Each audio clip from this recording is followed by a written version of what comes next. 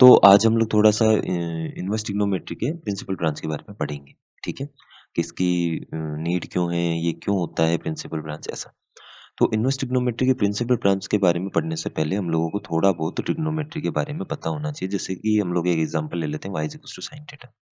अब ये जो sin थीटा है, इस फंक्शन में इनपुट में हम लोग क्या देते हैं एंगल, तो हमें आउटपुट में क्या मिलता है वैल्यू मिलती है इसकी। जैसे 30 डिग्री इनपुट देंगे तो आउटपुट में 1/2 मिलेगा, इनपुट में 45 देंगे तो आउटपुट में 1/√2 मिलेगा, इनपुट में 60 डिग्री देंगे तो आउटपुट के अंदर √3/2 मिलेगा, 90 देंगे तो 1 मिलेगा, 0 देंगे तो 0 मिलेगा, ऐसा। अब हम लोगों को यही बात समझनी है कि इनवर्स ट्रिग्नोमेट्रिक फंक्शन क्या होता है। तो यहाँ पर हम लोगों ने इनवर्स ट्रिग्नोमेट्रिक फंक्शन के लिए एक सर्कल बनाया। पहले तो ट्रिग्नोमेट्रिक फंक्शन के लिए बना रहे हैं, उसके बाद इनवर्स ट्रिग्नोमेट्रिक फंक्शन के बारे में बात करेंगे। तो ट्रिग्नोमेट्रिक फंक्शन के लिए हमने पहले एक सर्कल बनाया जिसकी रेडियस हमने 1 अज्यूम कर ली। ये पॉइंट P का कोऑर्डिनेट x, y बना दिया। तो ये P जो है इस सर्कल के सर्कमफ्रेंस पे लाई कर रहा है। अब यहाँ पर ये जो OP है, ये एंगल जो है x एक्सिस की पॉजिटिव डायरेक्शन के साथ में थीटा बना रहा है। यहाँ से मैंने परपेंडिकुलर ड्रॉप किया तो एक राइट एंगल ट्रायंगल बन गया जिसका बेस है वो x हो गया और जो परपेंडिकुलर है वो y हो गया। अब यहाँ पर अगर मैं इस ट्रायंगल में sin थीटा लिखूं तो sin थीटा कितना आएगा y/1। अब जैसे जैसे ये OP रोटेट करेगा, थीटा की वैल्यू 0 होगी, 30 होगी, 45 होगी, 60 होगी, 90 होगी, फिर 120 भी होगी, 135 भी होगी और ऐसे आगे से आगे बढ़ता जाएगा। 180 भी बनेगी, 270 भी बनेगी, 360 भी बनेगी, ऐसे बनते जाएगा। अब हम लोग यहाँ पर साइन की वैल्यूज अगर नोट करें तो अगर थीटा 0 होगा तो साइन कितना आएगा, y कितना आएगा 0। अगर थीटा 45 होगा तो y कितना हो जाएगा 1/√2। अगर थीटा 90 हो गया तो y कितना हो गया 1। Very good. अब अगर थीटा 135 हुआ तो y कितना हो गया अगेन 1/√2। अगर थीटा 180 हुआ तो y कितना हो गया अगेन 0। अगर थीटा 270 हुआ तो y कितना हो गया अगेन -1।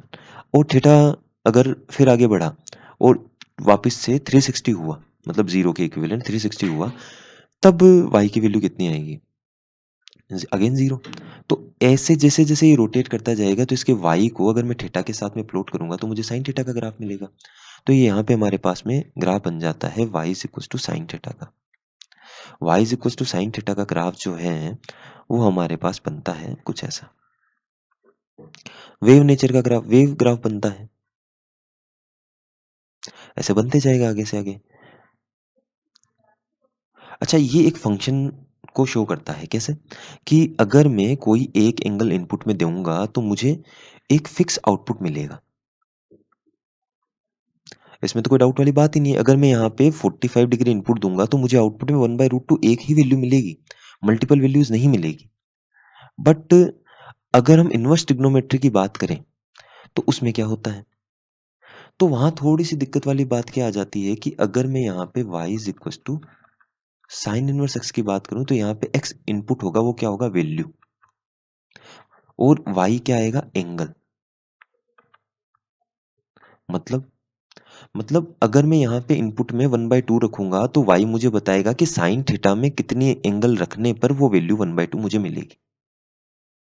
मतलब यहाँ पर जो इनपुट है,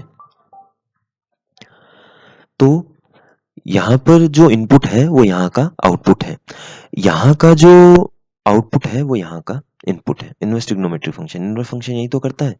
क्या करता है कि अगर आप a इनपुट दे रहे हो और आपको b आउटपुट मिल रहा है किसी फंक्शन में, तो इनवर्स फंक्शन में क्या होगा कि आप उसके अंदर b इनपुट दोगे और आपको आउटपुट में क्या मिलेगा a। ये इनवर्स फंक्शन का काम है। अब यहाँ प्रॉब्लम क्या है कि अगर आप यहाँ पे साइन इनवर्स 1/2 लिखते हो तो आपको आउटपुट में क्या मिलेगा। देखो, अगर आउटपुट आपको पता करना है तो आप यहाँ पर एक लाइन ड्रॉ कर दो 1/2 की horizontal line, y is equal to 1/2।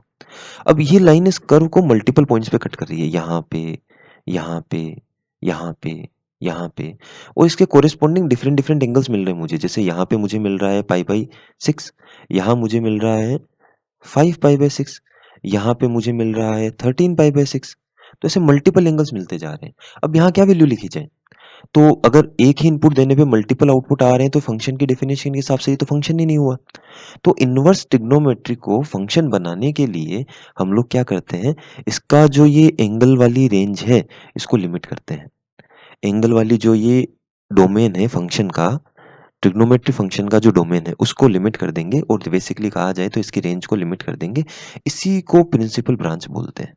अब अगर जैसे ही मैंने इतनी रेंज इसके लिए फिक्स कर दी, तो ये जो रेंज होगी उसमें आपको कौन सी वैल्यू मिलेगी? केवल एक, क्या? पाई/6। अब ये फंक्शन की तरह काम करेगा। अच्छा, अब इस फंक्शन के लिए जो प्रिंसिपल ब्रांच है वो क्या हो गई हमारे पास? माइनस के पाई/2 से प्लस का पाई/2। और आप अगर बात करें डोमेन की, तो डोमेन कितना हो जाएगा? -1 से 1 तक। सो ये देखिए, इसी तरीके से sine inverse x, cos inverse x, tan inverse x, cot inverse x, cosec inverse x, sec inverse x के प्रिंसिपल वैल्यू ब्रांच, जिसको हम लोग रेंज बोल सकते हैं, वो हम लोगों ने यहाँ पे लिखी हुई है। तो साइन इनवर्स एक्स के लिए हम लोगों ने जो प्रिंसिपल ब्रांच बनाई है वो है -पाई/2 से +पाई/2। ऐसे ही कोस इनवर्स एक्स के लिए प्रिंसिपल ब्रांच 0 से पाई/2 तक होती है। टेन इनवर्स एक्स के लिए -पाई/2 से +पाई/2 होती है। कोट इनवर्स के लिए 0 से पाई होती है। कोसेक इनवर्स के लिए -पाई/2 से +पाई/2 होती है। और सेक इनवर्स के लिए 0 से पाई होती है। इसमें 0 और पाई/2 हम लोग हटा देते हैं।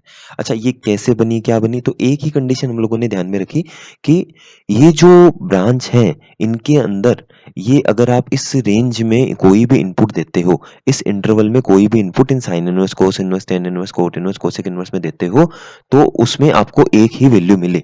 ये बात ध्यान में रखते हुए हम लोगों ने प्रिंसिपल ब्रांच इसकी बनाई हुई है, ठीक है? और ये जो डोमेन है ये कहाँ से आए? तो ये जो डोमेन वगैरह ये सब के सब कहाँ से आए हमारे पास में?